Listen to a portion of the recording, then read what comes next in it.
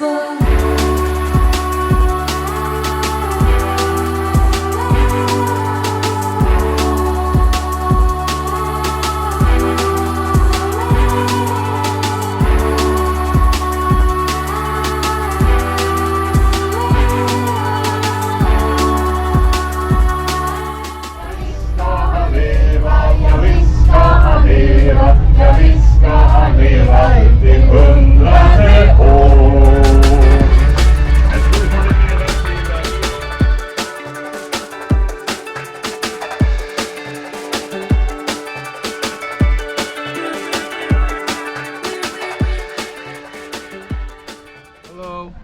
Hey, my friends and family, what's up? So today, this is my very first Swedish adventure. I've been checking around Stockholm and Sweden for a while, but now I'm finally going to give you guys a really cool place. All right, so now we are in a place called Björkö, which is a very significant trading post that happened back in the 1700s and whatnot. What is the first Viking village that was started here in Sweden.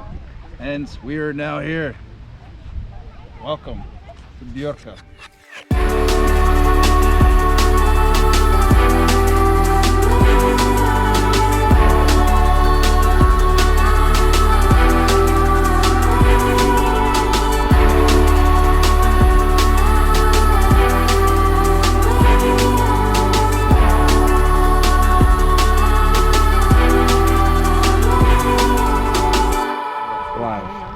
Five, four, three. That is pretty nice. Hey, what's up, my family friends?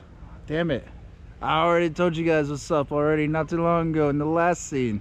Whatever, my bad. So we're gonna see how much we learn about this place. We're gonna do a guided tour, and we're gonna see how much they're gonna bring up the story of the Viking history, because Vikings, they came from Norway, but they also broke off into Sweden. And I'll make a whole nother video for you guys about Stockholm and the history of Stockholm. It was founded in 1250 AD or something like that. But here we're going to see how much of the history and how much of the Viking comparison of that TV show did a pretty good job on reenacting the history of this place. I did see, we did pass by the island where the archaeologists believe that Björn Odysseus, the king Björn Odysseus of one of Ragnar Loklok, that's how you say his name, one of his heirs. We passed by his island where he is supposedly buried, so they call the burial mounds here barrows. So we're gonna see if get to ask some questions about that and what the English guide has to offer. Right now we just arrived on the ship, the ferry, which takes about a good 2 hours to get here, and we're located right now.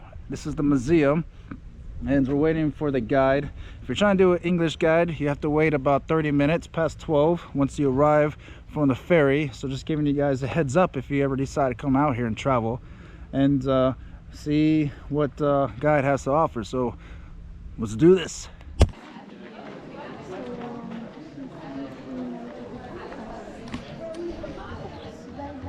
Seems like there's a lot of burial mounds around this place.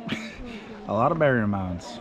But this is the map of things to see, the points of interest in Birka.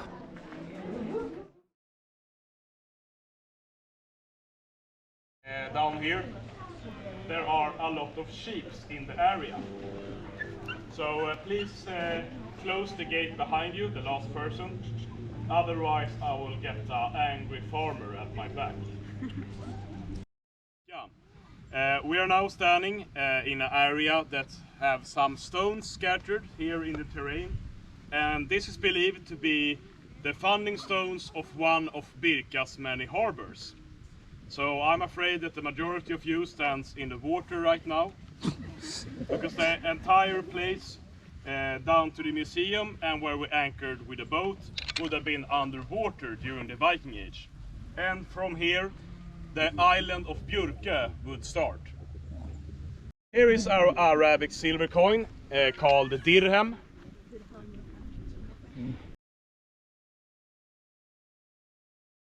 But it was actually found under your very feet here.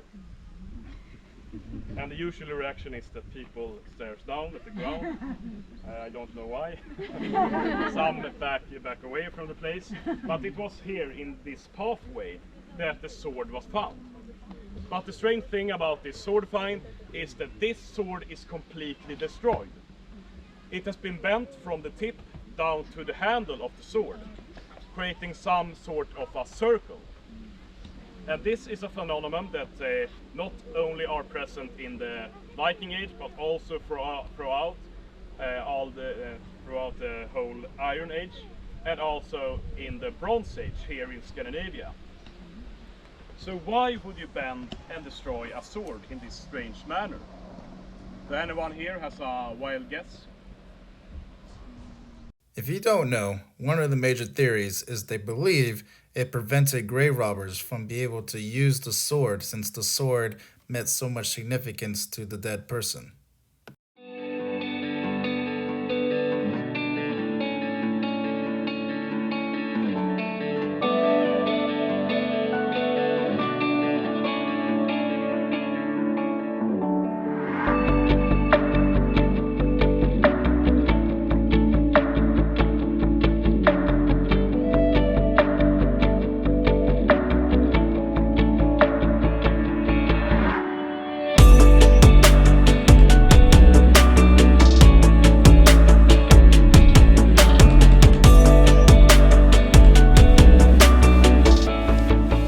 Friends and family. All right, so just to tell you a couple of things that we have learned on this little guided trip. All right, one, it is true that Vikings do shoot arrows into a fire pit during cremation of the ones who have died, and it's usually the very important people with higher status like a king and a queen, but it is not very ideal to do it with fire arrows and shooting them, putting their bodies on the boat and then shooting the arrows onto the boat and waiting for the human body to burn, because the boat would eventually sink and that very important person body might end up floating on the banks later on. So that is not true, but what it is true is that they do make fire mounds on land. So wow, this guy's back at it again. So there's a couple other things. Vikings, you might think, are very dirty people. They don't believe in hygiene, but that's actually a myth. Vikings are actually very clean, and there's a lot of written history about how the Vikings keep a nice clean groomed beard and how they always keep themselves washed. And on Saturdays, I'm not even going to attempt to say again, this very Swedish name, but on Saturdays was like a day of taking a bath pretty much, and they had some bathhouses. Another myth would be, okay, Björn Ironside, he was a king of Sweden, but it was like, if you've seen in the Vikings TV show, it was Ragnar Lothbrok. Is that what he said? It was his father. It was in the show, his father was the one that was trying to introduce Christianity into Sweden, or into the Viking culture. No, it was actually Björn Ironside who was trying to influence the Christianity here, and he wanted to do it here in this city. And the Vikings came and said, nope, let's not do this. And so they plundered all the ships that was carrying all these Bibles that was coming over here on the trade route. And instead of burning the Bibles like heathens, now they sold those Bibles right back to the Christians. So it's pretty smart move. So maybe if I could think of other myths and debunk those and what we learned on this guided trip, I'll try and remember. But first, let's get into more stuff.